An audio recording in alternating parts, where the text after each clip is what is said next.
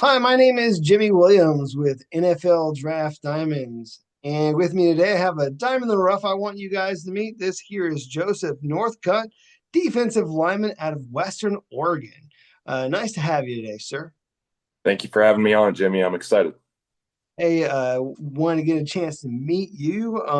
The guys out at Western Oregon are actually doing, fairly well for themselves this year. And one of the key contributors to this success this season is, of course, Northcutt on that defensive line. Very versatile player with some good size. So, Joe, go ahead and introduce yourself so we can get started. This is my last year at Western, been here for 4 years before this. Grew up in a very small town called Moline, Oregon. It's kind of right on the border between Oregon and California. Spent a whole lot of summers pretty much just raising cows, and that's really about it. We were so busy with everything else that never really had a lot of time to do anything other than football or cows. But I mean, that's pretty much my entire life nowadays. Even I love it. It's something that I think both aspects of life you can be extremely competitive in, and so it's just always been super interesting to me. Did you grow up like a 4-H guy or no? Not so much really 4-H. We own a little feedlot. My family does. My grandfather was a cattleman. My father's a cattleman. Both of his two brothers are cattlemen. I have four four cousins that are cattlemen, and then my younger brother is a cattleman, and the youngest brother, he's about 13, but he's getting drugged to work with me every summer, and he's getting put to work. So No, I gotcha. Well, let's talk about you as a football player and athlete. I yeah. mean, I know it's kind of a funny little start here, but again, dude, sometimes people love the, kind of blue collar farm boy sort of guy who we know we can use out on the football field. Usually, a very trusty, guy that we can have out there. So, let's learn more about your journey. So, how long have you played football? This will be year 15. I've played since third grade. My dad called me up one day in the middle of fall, and I'll never forget. He called me on the house phone and he said, "Hey, Joe, you want to play football?" And I thought he was talking about like playing Madden when he got home from work or something. And I was like, "Oh, yeah, Dad, I'll play football for sure." And then he says, "Okay, I'll sign you up," and hangs up the phone instantly. And I was just, and originally I started it off and I just loved it. And, it was kind of my sport. I was the little kid that would shave his head just like JJ Watt growing up and had a JJ Watt jersey on. And I would watch his highlights, have his poster hanging in my room. That was all I wanted to be was JJ Watt. And that's even a guy that I've kind of modeled my game after nowadays, both being kind of 6'4", taller guys that can do a lot of different things. Cool. So in my notes, and overall, I mean, I have you as a defensive lineman. I mean, again, with some decent size, but growing up, as I was trying to dive into your huddle film, also saw you did a little bit of tight end. Yeah. So talk through your high school days, maybe one of your fondest memories, because I know you, in addition to football, played some basketball and did some track. Mhm. I went to what most people would consider a fairly small high school. It was about, I believe, 600 people. I think I graduated with maybe another probably 100, so right around that ballpark. But it was always heavily encouraged for me to try all sports. That was something that was pushed in my own family among the school.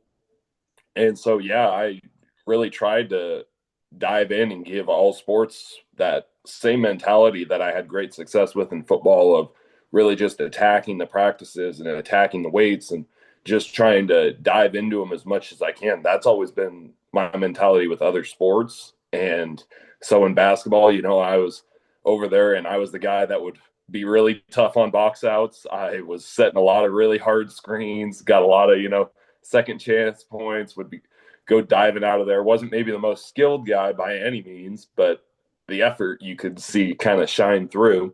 And then I was originally a baseball kid, actually, all growing up.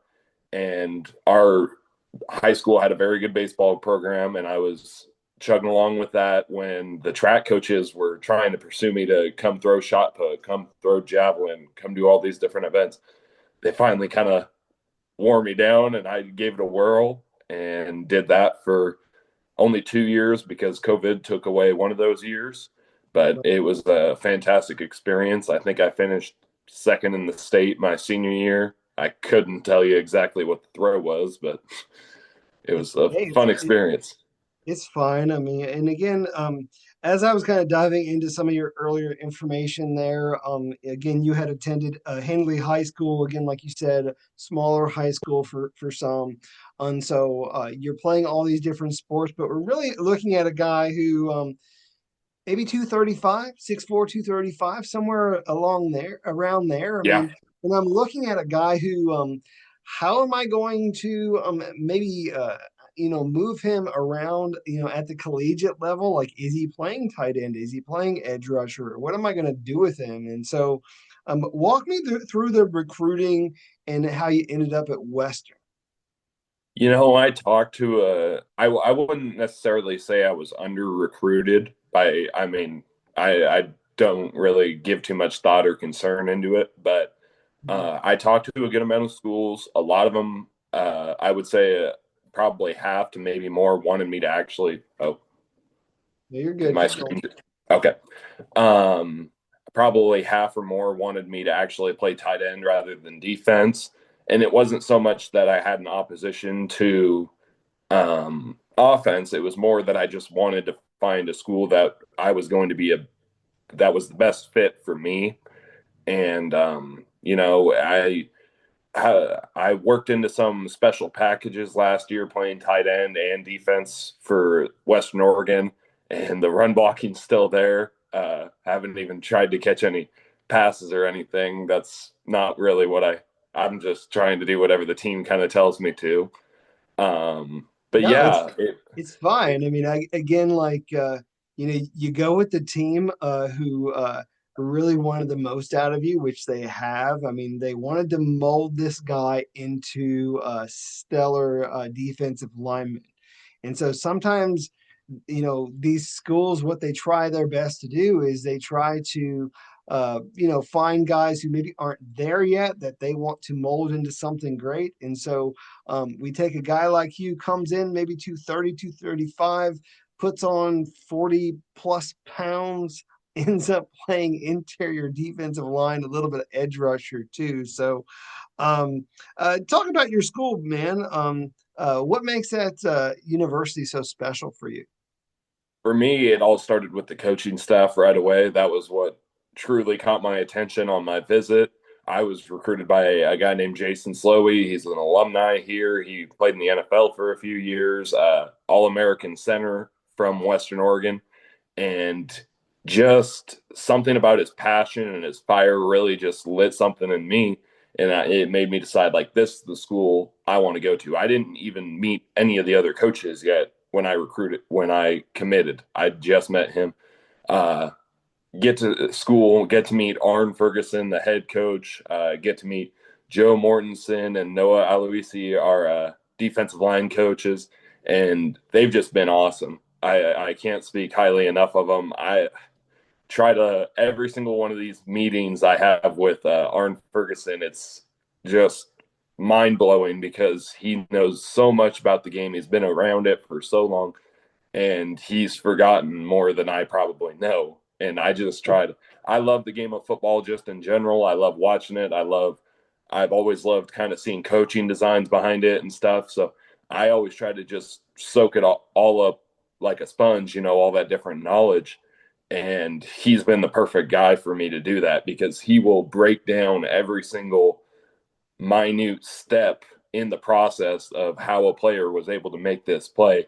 And that's truthfully what I needed for my own development because I was a big guy. I had a really good frame, but the technique wasn't there in high school. And I realized that. And I needed to change and I needed to develop. So I took a redshirt year my first year. Mm. And that allowed me to just kind of catch up to what is college football, what's the speed of it, what's the playbook designs of it. I mean, I remember calling my father and I'm like, Dad, they're blitzing us from the C gap all the way down to the A gap. Is that even possible? Like, what? I was so shocked by that. But then come to figure out fifth year in college, oh, yeah, that's just the norm around here. It's what we do. Yeah, I mean, you kind of learn that eventually. So, I mean, again, like you said, I mean, you redshirt that first year. I mean, you do eventually become the player that you are over the course of time. A lot of people, as you had mentioned, one of your coaches being, one of the, key factors in that development.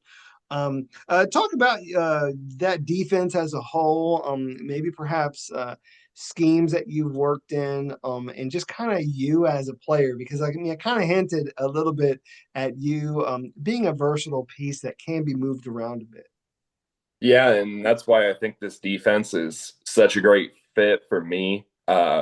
We run a multitude of fronts, we run a multitude of coverages. We can pretty much send anyone from any blitz to anywhere, and it's just all through this system that Arn Ferguson's created, and it's very deep, and it's something that really stresses you as a player sometimes because there's so much, it can be a little bit overwhelming.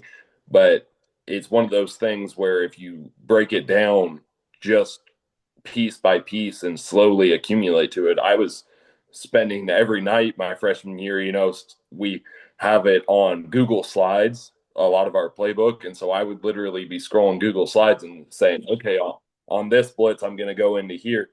And the guys that I have around me are such a huge part because not only am I kind of a versatile athlete, I feel like I'm surrounded by a bunch of versatile athletes on the defensive line, which I will hold that Western Oregon over the past few years has had one of the best defensive lines in the country at the D2 level. Um, a bunch of very talented linebackers that know the game extremely well. Even this year with Malcolm Lufau and Aiden Murphy, both of them great guys. I believe both of them are definitely able to play at the next level. And a secondary that just flies around and tries to make plays. And they're very exciting plays when they do happen. And they're something that it creates a defense that can really change the impact of a game. And our mentality has always been there's 4 to 5 plays that can really determine the outcome of a game. And what are you going to do in those 4 or 5 plays? And this defense is set up well for that because now we can always be shifting and adjusting. It's just how much do you truly prepare and care enough to recognize that in the moment. Yeah, appreciate you giving a little bit of love to some of your teammates there. A lot of good players surrounding you as well. Again, kind of focusing on you and what you bring to the table. I mean, we are looking at a guy who, understands the game. A really strong guy up front. I know you've gained a whole lot of, muscle weight there as you've grown over the years. We're looking at a guy who, I know we had chit chatted. I mean, has a what is it, 435 bench, Yeah. and still going strong and trying to get better at that. But dude, here lately doing very well as a pass rusher. 6 sacks on this season already, which is kind of sweet with a few games still left to go. So a lot of fun stuff with you as a player. So uh, kind of want to walk through some of your journey a little bit more, kind of pulling out some of your highlights, because had some highlights last year and then also this year. Dude, this year's been rolling. You guys are you already have as many wins as you had last year, so I mean, things are going very strong for you guys. I wanted to pick out at least one moment from last year, where you had a key sack, which really helped you guys win. So maybe perhaps if you can walk me through it. You had one game against Western New Mexico where you had a sack. So I don't know if you could remember that one from last year, but see if you could walk me through that. Oh yeah, I think I know which one you're talking about, and it just came into kind of recognizing slide protections, which was huge for me inside. I think that was such a critical piece into having the success I did as a pass rusher, as an interior defensive lineman, and like I said, being surrounded by a bunch of very good athletes who I knew. A lot of times as a defensive line, when you're getting 6, 7, 8 man protections, even, and you're only sending 4. it can really put a lot of stress on your pass rush lanes, especially with these very mobile, very athletic quarterbacks. But just knowing that I had another defensive tackle who moved extremely well at that time, Hector Cesaris, and I knew they were sliding the protection at me. I knew they were kind of really have to bring a lot of push towards me because they were struggling with my bull rush early on. So in doing that, I had a little jab step outside, swam across it would be the left arm of the center, came back against the protection. Hector Cesaris, our former defensive tackle, covered me on the backside, and the quarterback tried to get away, but the pocket was just collapsed because of the pressure from our defensive ends. And yeah, it's been kind of quite the journey because I originally was never supposed to be playing inside. It was something that the coaches even would always talk about. Uh, 2 years ago, I first day of fall camp, I'm sitting here with the defensive line coach. He brought over some meat because I was hosting a little barbecue, and he kind of like is looks at me and he says, "Joe, I'm really sorry, but you're going to have to start as a defensive tackle." And that my mentality was just like, yeah, sure, whatever the team kind of needs. And it's a different game. It truly is from the inside and the outside. On the inside, it feels like everything happens so much quicker. There's not really a ton of space, and you have to kind of know how to create that space, whether that's through your own body or through misdirection, whatever that might be.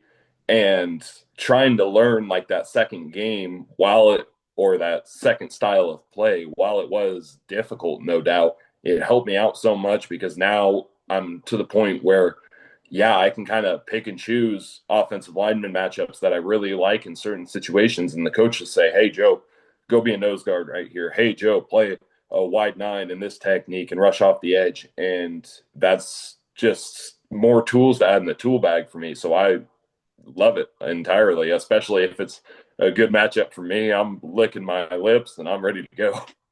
Cool. And so again, you have a guy who can be used in a lot of different ways. Also, we have a veteran guy with a lot of experience and has been a team captain for your school, which is awesome.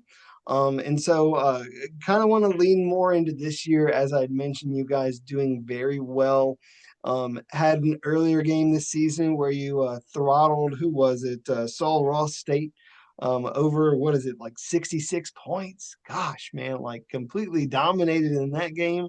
But the game that I truly want to talk about was a huge upset against Texas Permian Basin. So talk me through that game if you don't mind, because I mean I know that one you had to love.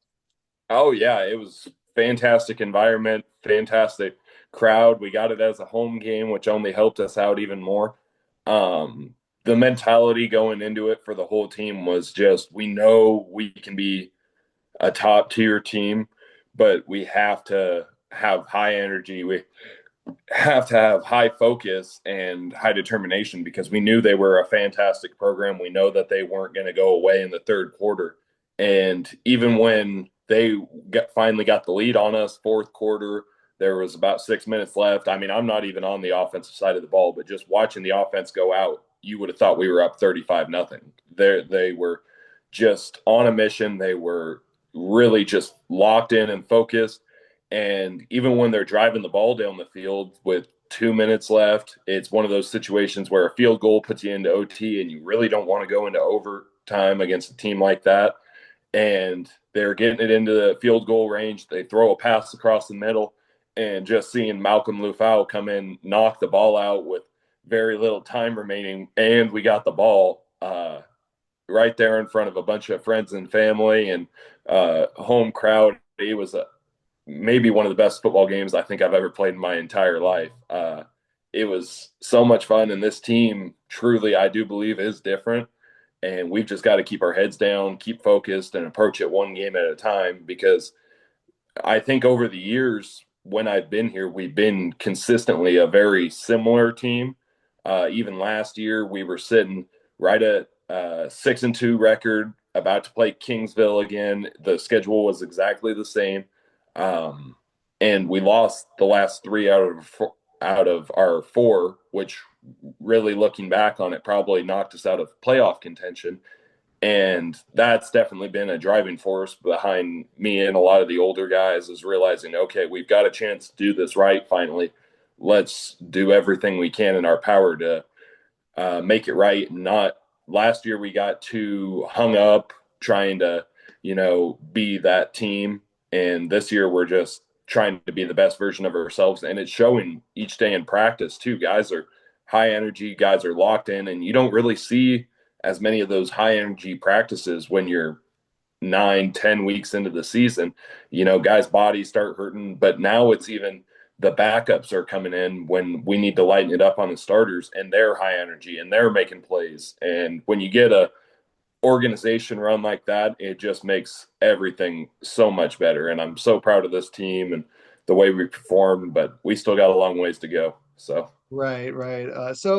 Again, seems like you guys are, really focused. I mean, you have, a certain goal in mind, and that is, well, first and foremost, you have to get yourself into, conference championship contention, which you kind of are in that line, sort of, this go around. So, I mean, you just beat perhaps the top competitor in that.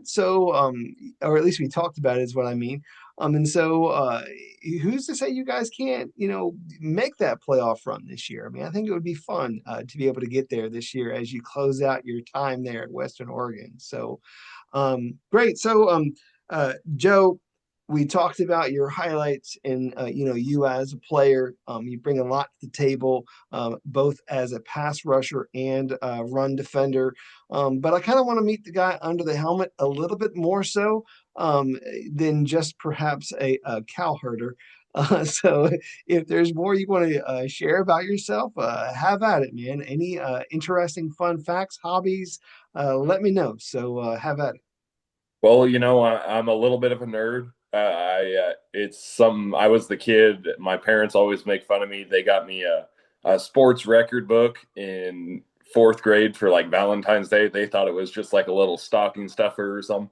But I would carry that thing around with me everywhere, and I'd say, "Hey, Dad, did you know Barry Sanders had this many rush yards in the 1990 season?"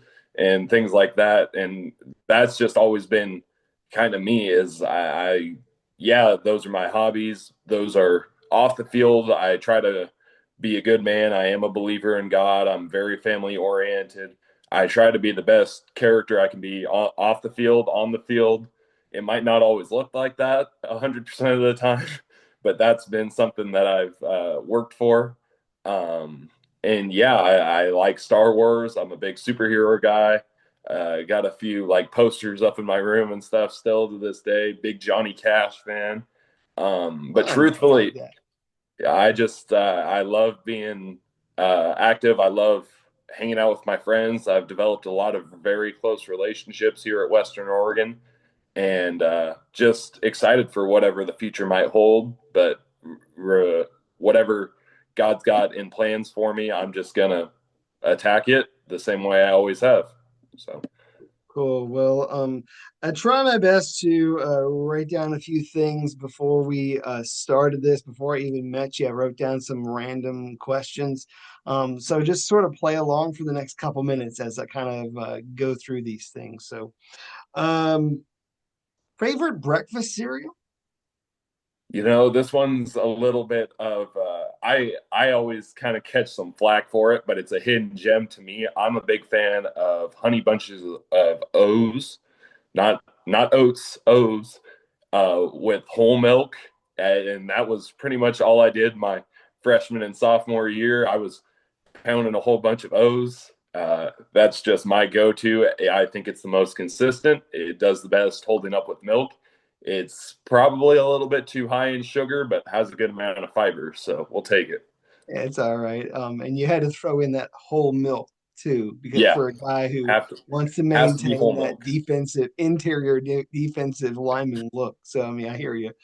Um, Favorite football movie? Oh,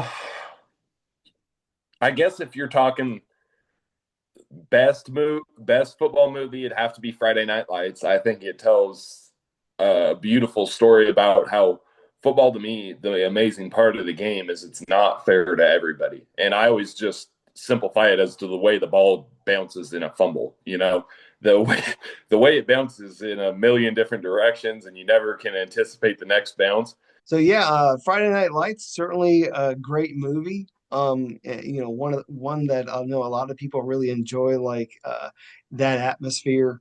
Of course, a lot of that still carries over to your collegiate days, right? Another question before we wrap up. Favorite board game or card game growing up? And maybe something you used to like playing with your siblings. The go-to for us was always Monopoly. It's a little bit basic, but it gets very competitive in my household, and I didn't always understand it, and I was getting picked on by my older siblings because they would always buy the nice properties and I'd buy the ones that wouldn't really charge enough. But that was always kind of our go-to. It would be a hard day of work, come in for lunch, and in the middle of the summer heat, grab a popsicle, play some Monopoly. When you get too bored of that, go jump in the pool, and then right back to work once your game's finished up and your lunch is all eaten. So Yeah, dude, Baltic and Connecticut, they ain't gonna cut it. Like you're gonna have to get the bigger monopolies. Marvin Gardens was always very competitive for us. So Absolutely, love it. Caused some fights of my own actually when I got to college. That was a fun story. Maybe I'll tell you afterwards. But you had mentioned to me earlier again, growing up, one of your favorite players, J.J. Watt. Who do you think is, maybe doing it at the most elite level now in the NFL, kind of at your position? oh, um, I obviously the answer to me that pops out would be Miles Garrett. Um, but a guy that I don't think gets near enough credit is Chris Jones. Just the I know he's been what third straight year NFL first team, so maybe that sounds crazy to call him underrated. But before that, I really didn't hear his name brought up too much, and he's been such a key part of that Kansas City offense. And I'm a Chargers fan myself, but Mm. I saw him do a lot of different things for so long, and just to kind of see how he's progressed as a player in his career, it's been amazing. Uh, Obviously, TJ Watt's in there. The new guys, Jared Verse, I think is going to be extremely good for a long time. And there's just a lot of those guys that I really like watching their film and kind of seeing how are they attacking these certain situations. I mean, I'm just kind of a football guy, so I try to pick up everything I can, even when social media posts Von Miller putting on a pass rush clinic. I'm trying to watch those videos 10 times through just to see what Von Miller has to say because Von Miller is Von amazing. Miller's Von Miller. So, Yeah, and exactly. sometimes I guess it's just, watching good ball, getting a Mm. little bit of motivation sometimes, just from these intense players on the field. So, Oh, no doubt. Joe, and obviously you still have a few games left to go and, hopefully some playoffs after that this season. Trying to impress a whole lot of scouts along the way, hopefully giving you an opportunity at the next level. Uh, Joe, go ahead and close with your final thoughts about what you guys are going to do to complete this season on a high note, and what a team would be getting in a player like you if they took a chance on this small school guy out of Western Oregon. So have at it. Yeah, I think what they're going to get and what the final season or the final stretch of the season is going to look like for Western Oregon are going to be two very similar things. It's going to be, I'm going to give them everything I absolutely got, whether that's attacking, rehabilitation lifts in the weight room, whether that's on the field on a Thursday practice when guys are going half reps. I'm going to be trying to give it my absolute all because I'm just a very competitive guy at the end of the day. And I'll scratch and claw for every bit of advantage that I can get. And truthfully, I could care less about where I am physically because I know that I'm just going to keep on striving and keep on improving. And whatever happens is what happens. I'm okay with it. I hear you. I mean, obviously, anybody who takes a chance on you is getting a leader, getting a versatile player. getting a guy who can, push the pocket, get pressure on the quarterback, stop the run, be very effective out there. So, Joe, just want to wish you all the best throughout the rest of this season and beyond. All right. Thank you, sir. I appreciate it. Sure thing. Once again, I got with me Joseph Northcutt, defensive lineman, Western Oregon. Check him out this season. Thank you.